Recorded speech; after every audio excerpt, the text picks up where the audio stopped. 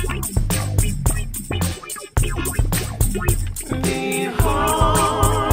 the gears, the shining shadows of you. Behind the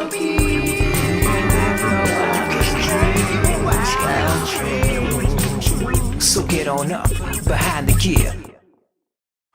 You call me all friendly, telling me how much you miss me. That's funny, I guess you've heard my song. Hey guys, what's up? Billy Cardigan here with Kai Smith. Yeah. from the Dua Lipa band. Dua Lipa, yeah. Dua Lipa. So Dua Lipa is a very cool pop artist. So a lot of the times we talk to rock musicians where they play the hard music, but you're playing a pop style of music, which is strange because I didn't know that they use guitars like in pop type music. Yeah, I mean, you hear it quite often with a lot of bands who are playing pop music. But like the ones that people know about, like Britney Spears and Michael Jackson and stuff, they didn't really use guitars like that. So it's cool that you're just trying to change it and make it a different thing where you're using guitars and stuff. Yeah, I mean, they use guitars as well. Yeah. Very cool. Behind the gear. So you have this whole big fat pedal board with all these different pedals with different colors. So do you want to tell us first, what is this big black pedal with many knobs on it? Yeah, so this is, it's an ES8 switching system. Basically, when you step on one of these, it can patch in however many pedals to the signal chain as you want at that specific time. So is that like a pop thing? Because I don't think rock people would do that, right? Some rock people do. Behind the gear. So I did want to ask you, you have a weird sounding voice, like it sounds like different from normal people. Why does it sound like that? I guess what you're picking up on is my British accent. I'm from London. So that's a very cool city in the other country. In England, yeah. So they have different culture there, but a lot of cool rock bands were from there, I believe. But maybe not so much pop. I think we're kind of one of the first true pop bands from the UK, yeah. Behind the gear. Why would you actually play the music live? Because the pop music, it just sounds like computer things. So like, why don't you just play it from a backing track and then they don't need to hire you, right? Wouldn't that be better? I guess maybe you shouldn't bring that topic up because it'll probably keep me out of a job. Behind the gear. So what is this blue pedal, Blue Sky? This is a blue color and it says Blue Sky on there. So that seems like a very smart way because it's not confusing for the buyer of the pedal. Yeah, I mean, they obviously know what they're doing. This guy it's a reverb pedal. So I imagine they call it the Blue Sky because it's this vast expanse of ethereal kind of reverb, like the sky. Behind the gear. So what is your next pedal? Vemoram? Vemoram. It's like an overdrive distortion pedal. It's kind of like a. So that's a rock sound. It's a proper. So rock do you sound, use yeah. that?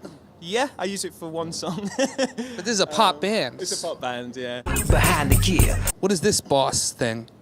This is an expression pedal, and it goes into the space echo. So what happens here is you step down on it, and then you can control some of the parameters on here. So you can control the repeat rate of the delay. But that's what those knobs do. Yeah, but again, it's so I can change it without having to bend down and start doing all this stuff. So because you're very rich, because you're playing with this band, you can afford these tools to prevent yourself from leaning down. Behind the gear. Well, that was cool to see the pedals, but maybe we could check out some of your guitars. Yeah, let's do that, yeah. So what is this white guitar? This is a Fender American Professional Series Stratocaster. So it's a white guitar. It's a very cool looking rock guitar. Yeah, it's like Jeff Beck kind of style. So it looks like it's probably cool. Yeah, it's really cool, yeah. Very cool. Behind the gear. And even though you're a pop musician, the camera might not see this. The guitar is quite dirty and dusty. It's very surprising that because you're going to be in front of 20,000 people, aren't you embarrassed about the dirt and stuff on there? I'll probably clean it before we go on. Behind the gear. But this is a very big venue, so it's no surprise that this is a very professional man making a lot of money to do the pop music. Yep. behind the gear. Hey guys, what's up? Billy Cardigan here with Matt. He's a bass player. That's right. So bass is like a different version of guitar. It's like, it looks similar, but it plays different type of notes. And he's going to show me his basses. Yeah. I've got two. I've got a black one and a white one. They're both Fender Precision basses. So you want to pull it out so we can show it on the audience? Which one do you want to see? The white one? Well, first of all, they both look so similar other than the color. So what is the difference? They're exactly the same. So why do you have two? In case this one breaks. So this one's just behind me. So this one breaks. I take that off on the stand, pick up the other one. Probably only be out for about 5 seconds. But how do you know where to start in the song? Because would you tell the band, oh, just start from the beginning again so we could complete this? Or I need to catch up. Behind the gear. Well, it's different colors of pedals. Let's talk about the 3 black pedals first. This one here is a boost pedal. So you can go through, you can choose the frequency band that you want to boost, then you can gain that up and sort out your level. So if you want to have a more subby sound, you can dial that in, or something with a lot more top end. So when you say boost, that means to make loud. To make louder, yeah. So why don't you just turn on the volume up on your amp?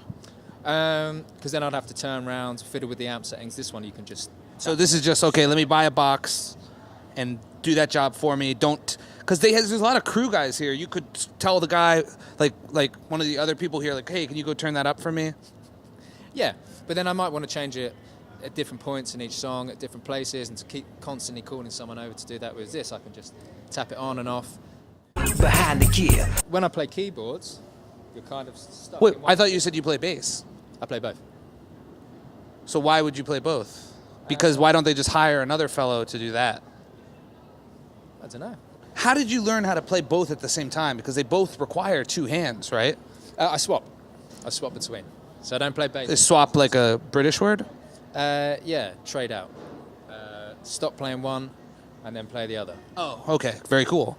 Behind the gear. And I want the camera to get a shot of this here. This is like, we're in just a weird, dirty hallway, but there's like a whole piece of stage here with wheels. So do you just stand on here and then the men wheel you onto the stage? Yeah, pretty much.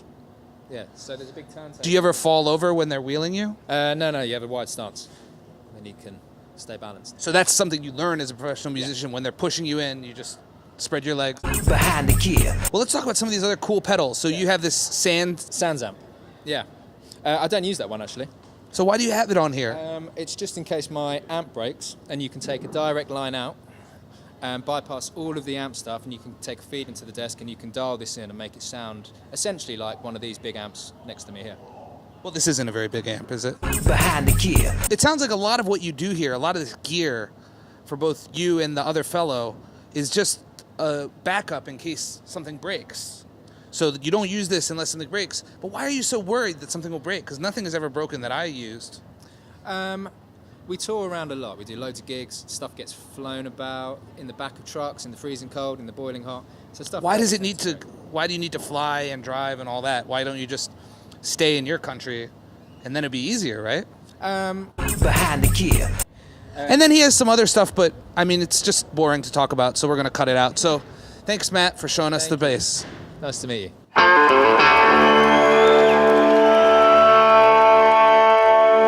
Effects and Pedals, Arena Corner.